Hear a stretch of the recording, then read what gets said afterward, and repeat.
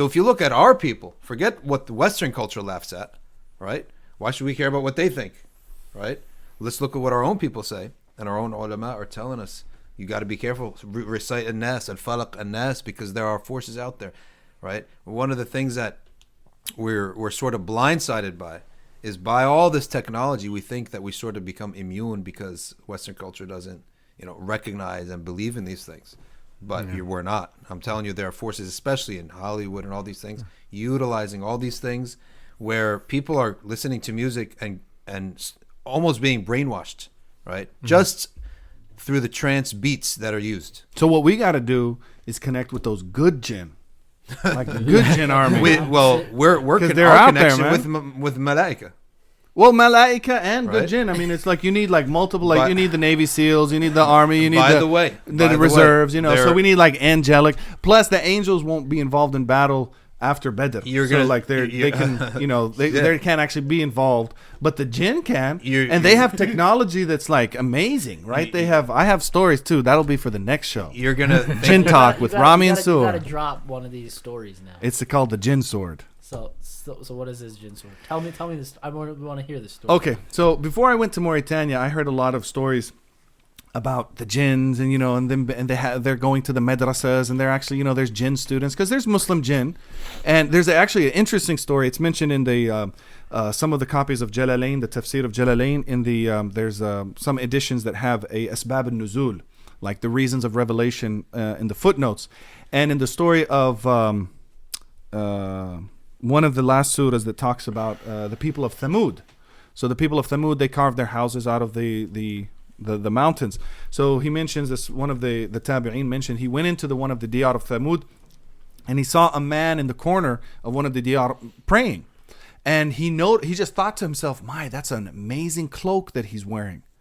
And after the man finished his salah, to whatever he was praying, he turned around and he said, you're amazed by the fineness or the glamour of my cloak.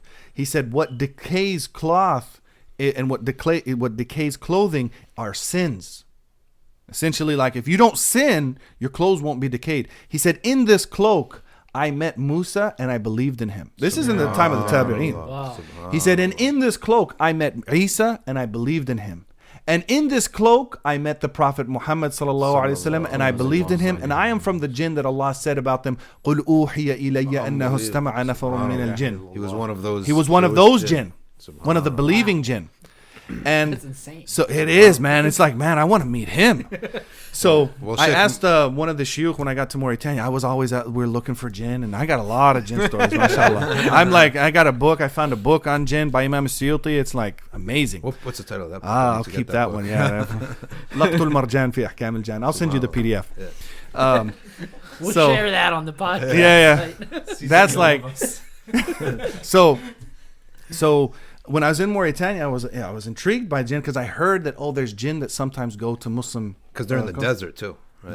They're in the desert and the mountains. So I asked one of the people who spent a lot of time with Murabit al-Hajj. He spent almost now over 40 years living and studying with him and being companion with him. So I said, did Murabit ever have a jinn student? And the reason why I asked him this is because I had heard a story from one of the other Mauritanians that, like you were talking about, how they use it as a cell phone connection. Well, the Mauritanians used to go from Mauritania. There's a lot of livestock there, and they would drive the livestock into Senegal. And once they go to Senegal, they'll sell there because Senegal has more agriculture. They don't have as much livestock, so it's a trade-off. But the whole trip would take a few months. And back in the 40s and the 50s and 60s, there were no phone lines. I mean, even up until we were there was very few landlines. So they would go to this person who had a jinn, and they would pay him some money, and the jinn would go back into the deserts and get information about their family and come back and tell them, these Mauritanians, okay, yeah, so-and-so had a kid, so-and-so got sick, so-and-so got better, so-and-so died, whatever. And somebody came from one of the villages, and he said, I need news from my family. So he sent his jinn off, and then the guy said, there's an old man in that village preventing my jinn from coming in. So that was like one of the many stories that I was intrigued. So I asked one of the students, I said, did Murabit al-Hajj ever have any jinn students? He said, I don't know.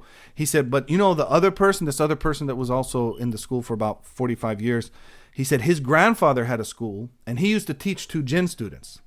And one night in a dream, the sheikh saw two shayateen, two devils, coming to kill him. And his students show up in the dream, and with a sword, they kill those two devils.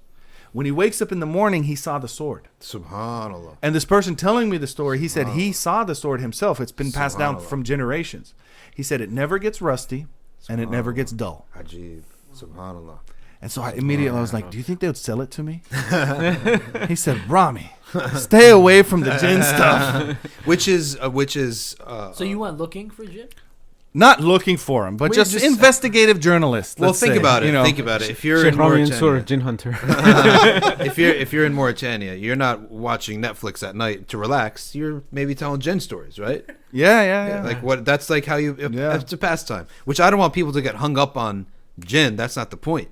But the point is that when Western culture laughs at something, it doesn't mean they're always right about it, right? Whenever humans in general laugh at something, it doesn't mean we're always right. In fact, most times humans are wrong about things. I saw an excerpt from Sheikh Hamza talk a couple of years ago. I think he was in Istanbul, where he mentions that a lot of the people that were in advancing technology in this country in the last century were like occultists.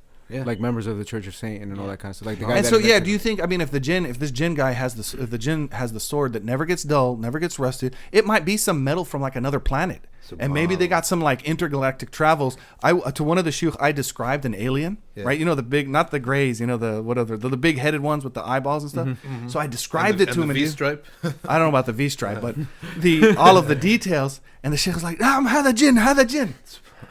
Because look, the jinn used to do intergalactic travel. They used to get up to like the seventh heaven. So they have, and they're living, breathing creatures like us. They have some sort of. You're telling him that you described to him what was an alien. The description of an alien. What Area 51? Yes, yeah. Because all of Eric, that. not Eric. What's that one? The guy, that one, Paul. You know Paul? Yeah. My kids have a doll that looks like one of those, and they've named him Eric. Interesting. They named the little.